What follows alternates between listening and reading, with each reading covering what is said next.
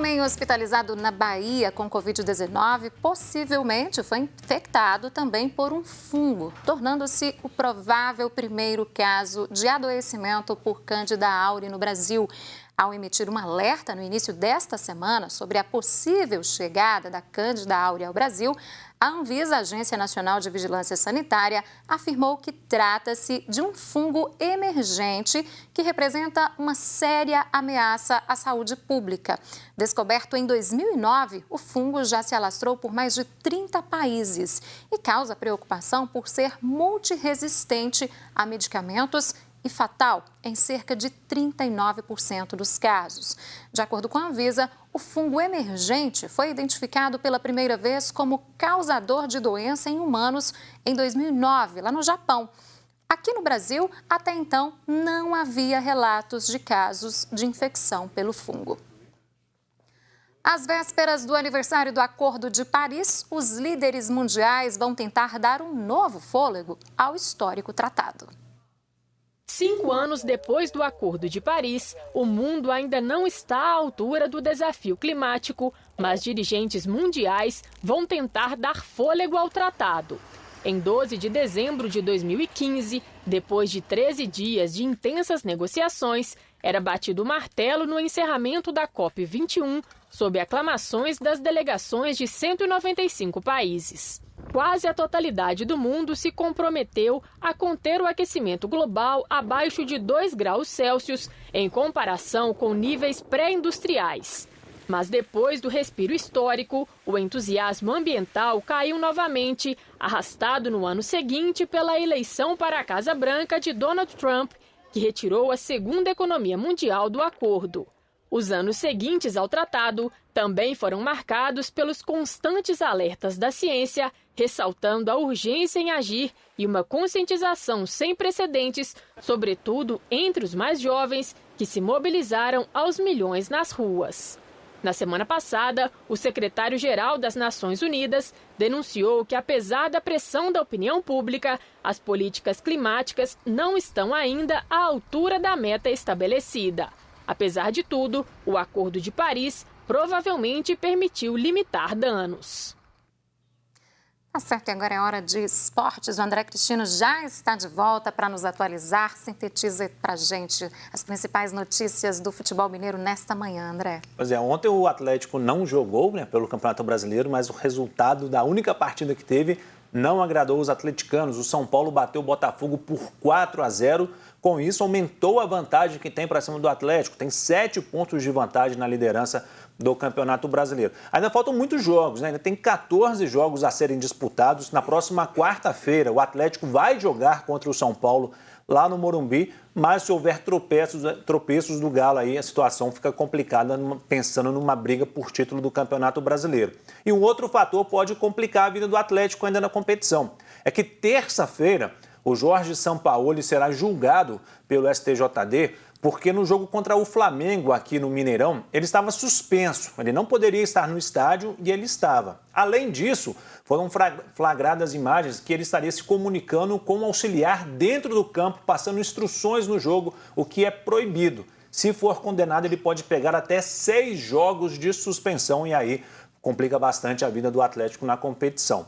O Cruzeiro vai jogar amanhã pela Série B, vai jogar contra o Vitória fora de casa às 9h30 da noite. E o Cruzeiro pensa ainda, o Filipão disse que quer fazer os 45 pontos até o final deste mês, para não se preocupar mais com o rebaixamento para a Série C. Só que um fator tem complicado bastante, o fator financeiro, Desde o início do ano. Demais, Desde o início do ano a gente vem falando, que a situação financeira do Cruzeiro não é boa. O Cruzeiro está com 2 salários e meio atrasado, 2 folhas e meia de salário atrasado com os jogadores do futebol profissional. Do futebol feminino e a parte administrativa são 2 salários. Além disso, o Cruzeiro ainda não pagou a primeira parcela do 13º e dia 20 agora vence a segunda parcela e o clube tenta vender o lateral Orejuela para o Grêmio, aí viria um valor de 20 milhões e conseguiria pagar. E tentando economizar, o Cruzeiro já anunciou que não joga mais no Mineirão até o final da temporada. O Independência vai ser a nova casa do Cruzeiro no Brasileiro. Tá certo, então. Tá dado o recado, André. Muito obrigada pela participação e até amanhã. Até amanhã. E agora vamos conferir as nossas dicas para você que nos acompanha, para você se divertir neste fim de semana, mas em casa, viu? É hora da nossa agenda cultural. Na próxima quarta-feira, dia 16 de dezembro, a Orquestra SESI Minas Musicop faz sua última apresentação do ano com a transmissão ao vivo do concerto Beethoven, o Grande Humanista, dedicado ao compositor alemão. Conhecida por apresentações nos pátios de fábrica, praças e teatros de Minas Gerais, a orquestra também rende homenagens aos 300 anos do Estado e aos 30 anos do Centro Cultural SESI Minas BH. A direção artística e regência são de Felipe Magalhães. O concerto será costurado por falas sobre a vida e obra de Beethoven pelo músico pesquisador da Filarmônica, Werner Silveira. A apresentação começa às 7 horas da noite no canal da FIENG no YouTube. Também nesta quarta-feira, 16 de dezembro, o grupo Armatrux comemora os 30 anos de carreira com a estreia do novo espetáculo. Quase 30 Armatrux modo virtual tem parceria com John Ulloa e Richard Neves, com participações de Maurício Tizumba, dos rappers Hot e Oreia e outros artistas. O trabalho estrearia na rua em dezembro de 2020, mas com o contexto atual, vai chegar para o público em 2 formatos. O primeiro, virtual, com lives, programas web, podcasts e videoclipes. O segundo formato, previsto para 2021, com apresentação na rua e lançamento de disco. A programação virtual vai até o dia 19 de dezembro pelo Instagram, Facebook e YouTube do Grupo Armatrux. Eu disse programação para o seu fim de semana, mas tem programação para o fim de semana e para semana que vem também, que bacana. Vale a pena se programar então, viu? Gente, este ano nós comemoramos o centenário do nascimento de Clarice Lispector. Para ser mais exata, essa comemoração é hoje. A escritora nasceu no dia 10 de dezembro de 1920 em uma aldeia na Ucrânia. Clarice pertence à terceira fase do movimento modernista e imprimiu em suas obras uma literatura intimista, de sondagem psicológica e introspectiva, com mergulhos no pensamento e na condição humana. E para comemorar a data, o ator Odilon Esteves fez estreia nacional da peça literária Na Sala com Clarice. E é com ele que nós vamos conversar agora e saber mais deste projeto e da inspiração também. Odilon vai conversar com a gente aqui via videochamada. Bom dia, bem-vindo aqui ao HN. Bom dia, Síria. É um prazer imenso estar falando contigo. Prazer é todo nosso. Odilon, conta pra gente como que a Clarice entrou na sua vida, hein? Sabe, foi pelo teatro. Foi com uma montagem de A Hora da Estrela, que é um dos seus romances mais famosos. Esse texto foi montado em Belo Horizonte em 1997, com direção da Cida Falabella. E aí eu fui ver no teatro e fiquei muito impressionado com Macabeia, com todo o contexto. Foi um livro que já tinha caído para mim na escola, no ensino médio, mas eu confesso que eu não tinha lido. Eu pedi para os meus colegas me contarem a história para eu fazer a prova.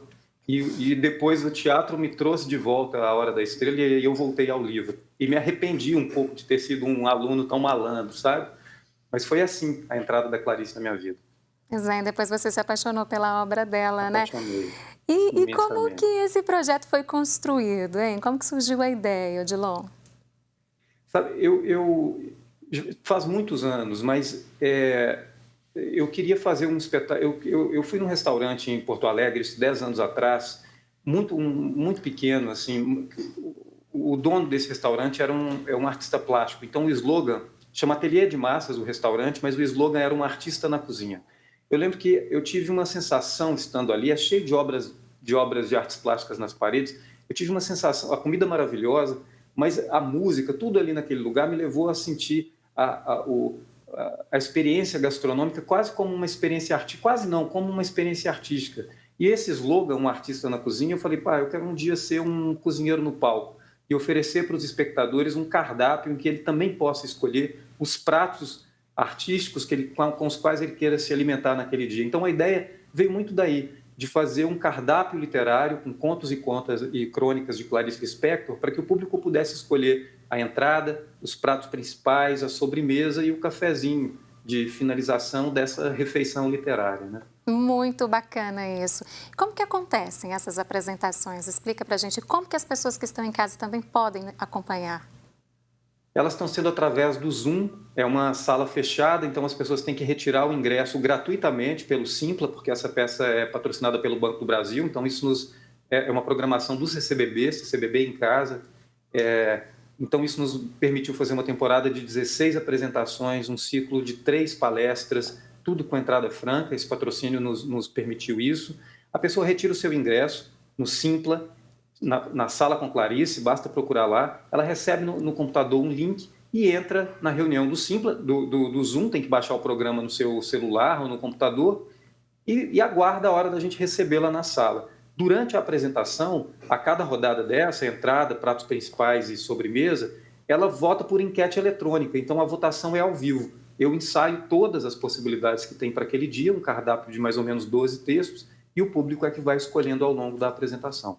Seguem até quando as suas apresentações, Odilon? Vão até 31 de janeiro, sempre sábados e domingos, sábado às 8, domingo às 7 da noite. Nós temos 2 sextas-feiras com a apresentação em Libras, com intérprete de Libras simultânea, que é na próxima sexta, na sexta da semana que vem, dia 18 de dezembro, e dia 29 de janeiro. E hoje a gente tem uma apresentação especial às 8 da noite, para comemorar isso que você acabou de dizer, os 100 anos de nascimento de Clarice Lispector. Nosso tempo já está esgotando, mas só uma curiosidade. Você está fazendo tudo isso aí da sua casa? Você teve que fazer alguma adaptação no cenário para essas apresentações? Na verdade, é tudo daqui da sala da minha casa. Você está vendo um pedaço da sala, mas olha, quando a gente começa a virar, eu tive que tirar a mesa de jantar da sala, tá vendo? Já começa a aparecer luz que não existia na sala, equipamento, aí por aqui vai, a casa tá toda, e aqui desse lado ficam equipamentos, e lá naquele canto vai o computador da transmissão, que não está aqui agora, porque a equipe é super reduzida, a gente trabalha numa equipe só de 4 pessoas, só eu em cena, e aqui fica o co-diretor, o iluminador e o responsável pelo TI, né? O coordenador de tecnologia da informação. São só os 3 que vêm aqui para casa, está tudo sendo transmitido aqui da minha sala, foi criado em regime de isolamento físico, de forma remota, ensaiando via webcam, porque foi o que a pandemia também nos permitiu. Eu não achei que isso foi uma limitação, sabe, Siri? Acho que a gente se adapta para poder manter a saúde. A saúde é o mais importante. Então, se há hoje essa possibilidade de apresentar ao vivo através da internet, que bom que existe a internet para a gente poder se conectar. Ajuda muito, né? Nossa conversa está sendo feita pela internet e as apresentações são de graça, viu, minha gente? Muito obrigada, Odilon, por atender o nosso chamado, por participar conosco e até uma próxima oportunidade. Imagina, eu que agradeço, eu te espero lá, na sala com Clarice. Vai ser um prazer, bom dia. Bom, e o Horizonte Notícia de hoje fica por aqui. Para rever esta edição, entre lá no nosso site. Nós estaremos de volta amanhã às 8h30. Eu te espero. Até lá, fiquem com Deus. Tchau, tchau.